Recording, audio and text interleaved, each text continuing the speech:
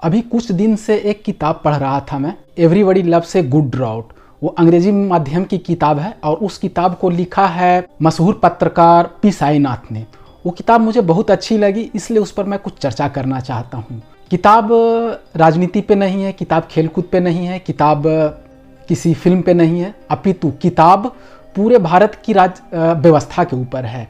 उस व्यवस्था के ऊपर जो आज़ादी के बाद भारत में व्यवस्था बनाई गई और जिस व्यवस्था के अंदर भारत का बहुत बढ़िया डेवलपमेंट भी हुआ, लेकिन उसी डेवलपमेंट के पीछे बहुत सारी खामियां थी, बहुत सारी कमियां थी, जिसके चलते बहुत ज़्यादा असमानता बढ़ती गई भारत में।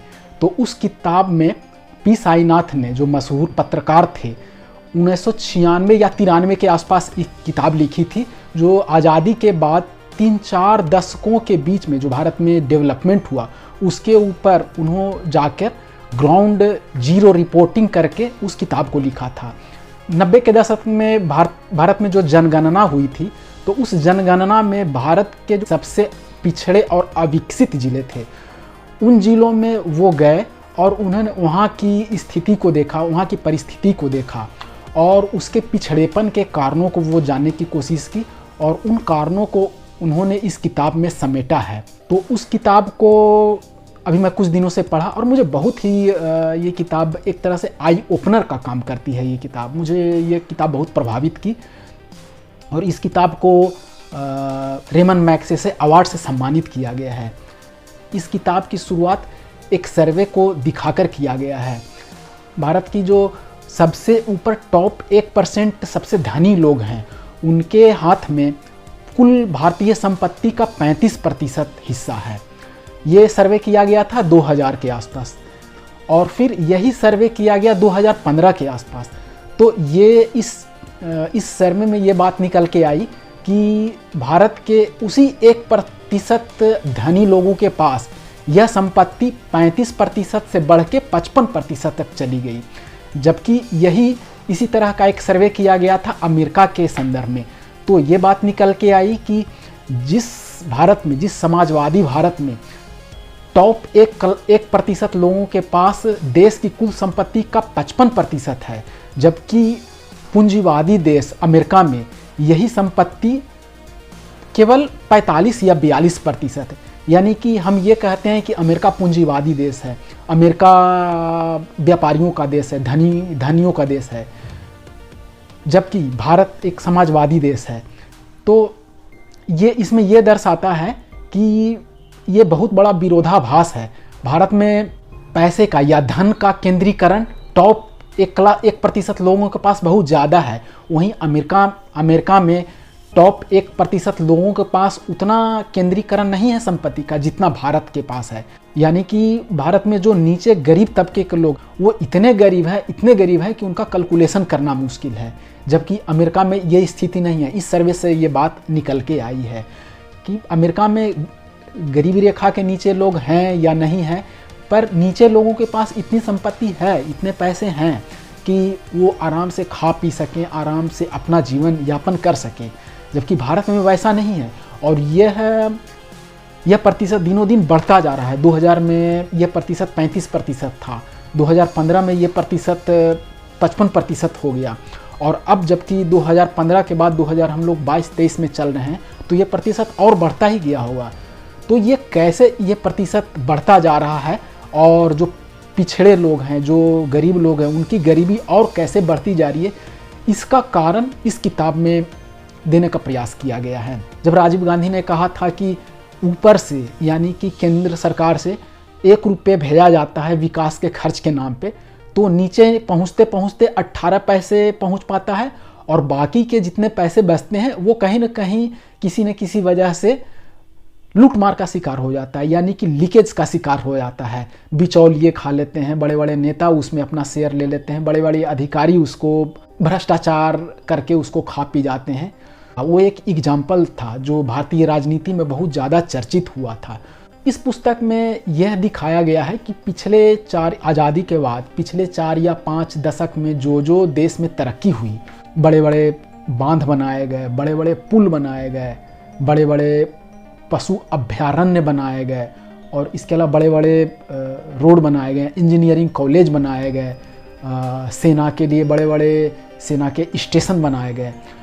तो हमें ये तरक्की तो दिखता है कि इन चीज़ों को बनाने के लिए बड़े पैमाने पे ज़मीनें ली गई, लेकिन वो ज़मीनें किनकी थी? वो ज़मीनें गरीबों की थी, वो ज़मीनें बहुत सामान्य लोगों की थी, जो शासन ने अपने दम पर उन ज़मीनों को अपने अधिकार में लिया, लेकिन उनका पूरा पूरा मुआवजा नहीं दिया। और मुआवजा नहीं देने से जिन लोगों की ज़मीनें ली गई थी वो लोग बेघर हो गए, वो लोग कहीं उनका ठीक तरह से विस्थापन नहीं किया गया, उनको ठीक तरह से रोज़गार नहीं दिया गया, उनको मुआवजा नहीं दिया गया, फलतः वे गरीब बन गए और उनको उनकी दुर्दशा पर छोड़ दिया गया।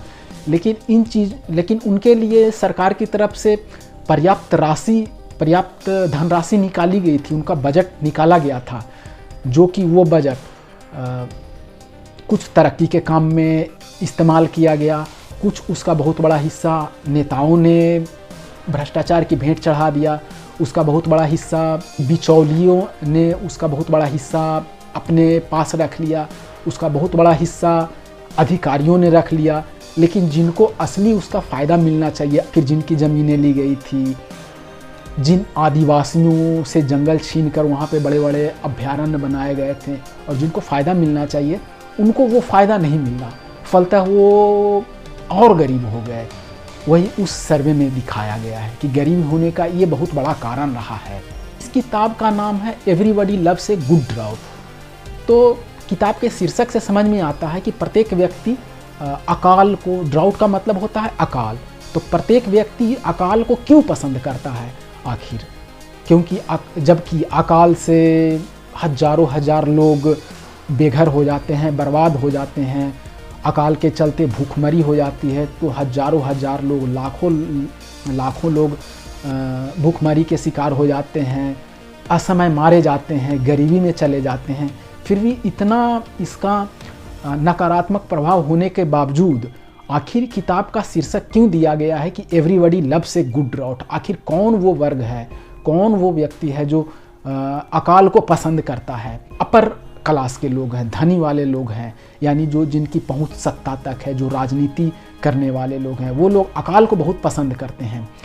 क्योंकि इसके पीछे कारण यह है कि जिन इलाकों में अकाल होता है, उन इलाकों में अकालग्रस्त घोषित करने के बाद सरकार द्वारा बहुत बड़ी योजना चलाई जाती है, उससे संबंधित योजनाएं चलाई जाती है, जैसे खाद्यान्न योजना हो गया, जैसे रोजगार का कार्यक्रम हो गया, जैसे डिफॉरेस्टेशन को रोकने के लिए या वनों की ज़्यादा कटाई ना हो जाए, तो इसको रोकने के लिए वहाँ पे बहुत सारे कार्यक्रम चलाए जाते हैं। तो उन कार्यक्रमों के जरिए बेतहाशा पैसा आता है, तो उन बेतहाशा पैसा को किस तरह से लूट किया जाए, वो आम जनता तक ना पहुँचाया जाए, इसके पीछे एक बहुत बड़ी राजनीतिक शक्ति काम करती है। वहाँ के जो नेता होते हैं, वहाँ के जो स्थानीय नेता हैं, वो अधिकारी हैं और बिचौलिए होते हैं, वो इन पैसों का किस तरह से बंदरवाट करते हैं, वो इस पुस्तक में दिखाया गया है। और ये भी दिखाया गया है कि कुछ इलाकों को अकालग्रस्त घोषित करवाया जाता है सत्ता की पहुंच द्वारा, यानी कि जिन नेताओं की पहुंच ऊपर तक है, जबकि वहाँ पे स्पष्टतः किताब में जिक्र किया गया है कि किसी भी पैरामीटर्स पे, किसी भी मापदंड पे वह अकालग्रस्त इलाका घोषित नहीं किया जा सकता है, पर घोषित किया गया। क्योंकि कारण वही है कि एक बार अकालग्रस्त घोषित कर दिया जाएगा तो वहाँ पे उससे जुड़ी बहुत सारी योजनाएं चलाई जाएगी सरकार के द्वारा, और उन योजनाओं के मद में बहुत सारा पैसा, बहुत सारा बजट वहाँ पे खर्च किया जाएगा। तो जब बहुत सारा पैसा खर्च किया जाएगा तो इनके माध्यम से वहाँ पे लूट किया जा सकता है। सिंचाई के नाम पे वहाँ पैसे निकाले जाते हैं बजट से, और वो भ्रष्टाचार की भेंट चढ़ जाते हैं। पी साईनाथ इस बात का भी जिक्र करते हैं, जब इस तरह की घटना घटती है या व्यवस्था में कहीं खाई पनपने लगती है, तो उस चीज़ को सामने लाने की जिम्मेदारी हमारे मीडिया के ऊपर होनी चाहिए, यानी समाचारों के ऊपर, प्रिंट मीडिया के ऊपर, इलेक्ट्रॉनिक मीडिया के ऊपर, जो कि आज के लोकतंत्र का चौथा स्तंभ माना जाता है।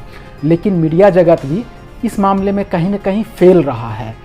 क्योंकि मीडिया का भी एक सर्वे हुआ था जिसमें यह दिखाया गया है कि प्रिंट मीडिया या इलेक्ट्रॉनिक मीडिया उन खबरों को ज़्यादातर प्रमुखता देता है या ज़्यादातर उन खबरों को प्रकाशित करता है जो राष्ट्रीय राजधानी दिल्ली से जुड़े होते हैं। गाँव या खेती या किसानी या आम लोगों की समस्याओं की या आम लोगों की ज़िंदगी की खबरों को वो कम प्रकाशित करता है या उनको उस रूप में प्रकाशित करता है जो सरकार द्वारा दिखाया जाता है। यानी कि मंत्रालय द्वारा जो रिपोर्ट प्रकाशित की जाती है उन रिपोर्ट को वो कट कॉपी पेस्ट करके वो प्रकाशित कर देता है। इस तरह से कह सकते हैं कि वह एक तरह से सरकार का प्रतिनिधि है इस मामले में, इन खबरों के मामलों में। तो सही बात निकल के नहीं आ पाती, सही समस्या निकल के नहीं आ पाती है, और जो सरकार जो कहलवाना चाहती है, सरकार जो दिखलवाना चाहती है, वही जनता के सामने वह खबरें निकल के आती है। तो इस मामले में मीडिया भी जिम्मेदार है और व्यवस्था की खामियां निरंतर लगातार अनवरत चलती रहती है। और इस खामी के चलते आज जैसा कि हम देख सकते हैं, पी साईनाथ ने जिक्र किया है कि भारत में दो तरह का क्लास बना चुका है, एक एलीट और एक जो बहुत ही अति सामान्य वर्ग है। एलीट बहुत छोटा हिस्सा है, 2%, 1% का हिस्सा है जो एलीट माना जाता है, यानी कि अभिजात वर्ग, धन संपत्ति से परिपूर्ण, और सामान्य वर्ग जिनके पास मुश्किल से खाने पीने की संपत्ति है, और एक गरीब है जिनके पास खाने पीने की संपत्ति नहीं है, जो प्रतिदिन संघर्ष करता है और प्रतिदिन अपना पेट भरता है। लेकिन साथ में यह भी बतलाया गया है कि सरकार की जो योजनाएं चलाई जाती है वह योजनाओं पे पूरा कब्जा एलीट लोगों का है, और एलीट लोग किस तरह से उसको अपने पक्ष में मोड़ सकते हैं और किस तरह से उससे उनको फ़ायदा मिल सकता है, यह दिखाने का प्रयास किया गया है इस पुस्तक में। और किस तरह से गरीबों का या सामान्य लोगों का हक मारा जा रहा है, और इसकी वजह से अमीर अमीर होता जा रहा है, गरीब गरीब होता जा रहा है, और व्यवस्था एक तरह से इस कदर पहले नुमा बन गई है कि उसको सुधारना बड़ा मुश्किल लगता है। तो यहाँ पे मीडिया का काम है कि उस सच्चाई को दिखाए और वह शासन पर, सरकार पर एक दबाव बनाए कि व्यवस्था को ठीक तरह से चलायमान रखे, ठीक तरह से उसको संचालित करे कि सबको न्याय मिल सके, सबका साथ सबका विकास मिल सके। लेकिन इस व्यवस्था में मीडिया भी कहीं ना कहीं दोषी है। तो मैं अंत में यह कहना चाहता हूँ, यह किताब बहुत ही लाजवाब किताब है। चीज़ों को, व्यवस्था की खामियों को समझने में यह बहुत ही लाजवाब किताब है। ग्राउंड स्तर की कमियों को समझने में यह किताब लाजवाब है। चूँकि यह किताब अंग्रेजी में है, यह इसलिए थोड़ी सी हिंदी भाषी लोगों के लिए थोड़ी सी मुश्किल आएगी, लेकिन अगर मेहनत करके यह किताब पढ़ी जाए तो आई ओपनर का काम करती है यह किताब। और बहुत सारी उन चीज़ों को हम समझ सकते हैं जो टीवी की खबरों को और पत्रिकाओं को पढ़ के हम नहीं समझ पाते हैं, उन चीज़ों को हम किताब पढ़ के बहुत अच्छे से समझ सकते हैं। तो ऐसी किताबें पढ़ने चाहिए और पढ़ के साझा करनी चाहिए कि यह किताब अच्छी किताब है। जय हिंद।